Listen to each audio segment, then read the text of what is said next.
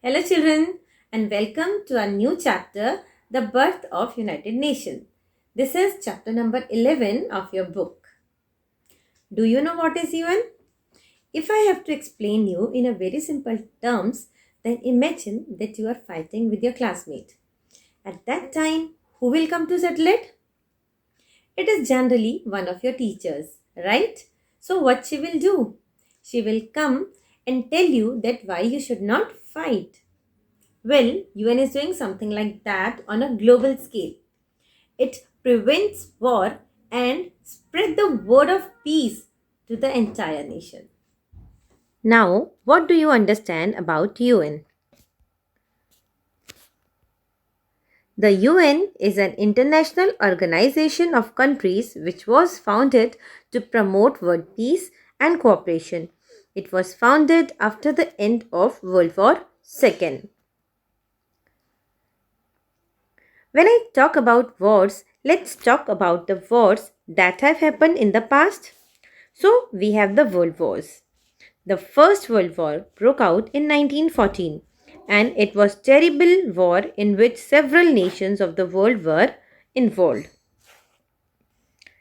The war caused lots of sufferings. So, the League of Nations was formed to stop such wars, but it couldn't prevent another World War conflicts. Then World War II broke out in 1939. Now, the two world wars caused a lot of destructions. Lakhs of people lost their lives and many were injured. You can see it in both the pictures which is there on the slide. In first picture, it is showing the destruction after World War I and the second picture is showing destruction after World War II. Finally, people of the world learned a lesson. After lots of suffering, they thought that they must put an end to the war. And after the World War II, the nations of the world came together to find a way to prevent wars in the future. As a result, after Second World War, we have the birth of the another organization, that is UNO. The set of rules called the Charter was made and signed by 50 member countries on 24th October 1945 in San Francisco, USA.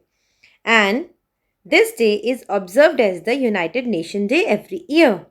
Today, we are very proud to say that UN has 193 member countries. And this is the picture of UN headquarters in New York. Now let's understand the main principles. There were a few principles set in the Charter of the UN. All the member countries must agree with these principles to help the UN to achieve its goal.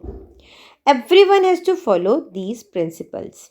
The first principle is that all the member countries should respect the sovereignty and rights of each other. It means UN will not interfere in the domestic affairs of any country. They just bother about peace in world.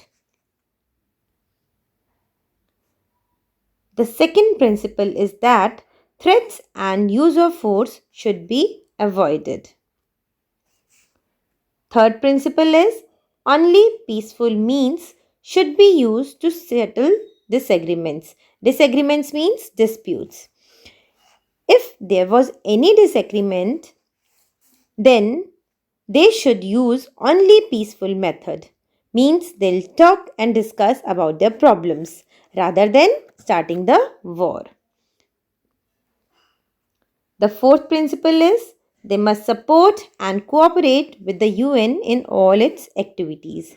It means all the member countries must obey the Charter of UN. And then we come to the objectives of UN. The first objective of UN is to maintain international peace and security and to settle disputes between the member states by peaceful means. It means if there is any dispute between the nations, UN will come between to settle through discussions. When they feel like there is a threat of war to happen, the UN sends military force, which is called peacekeeping force, to prevent wars. The second objective is to develop friendly relations among nations with equal rights for all. It believes that all the nations in the world should be friends. The third objective is to improve the condition of the people of the world peacefully in cooperation with other nations. So, they were trying to improve the living condition of the people also. What is living condition? Living condition means social and economic problems, and it also helps to fight diseases. The fourth objective is to promote respect for human rights and support the freedom of all people without discriminating on the grounds of race, sex, religion, and language. It means all the member nations are expected to ensure that there will be no discrimination.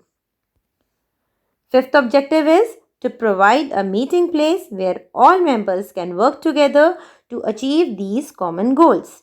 It means UN is not focusing on only one thing, it is focusing on so many different things. Membership of the UN enables nations to bring their problems to public attention.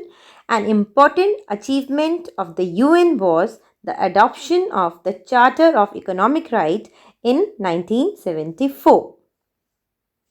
So students, that's all about the birth of United Nations. Thank you.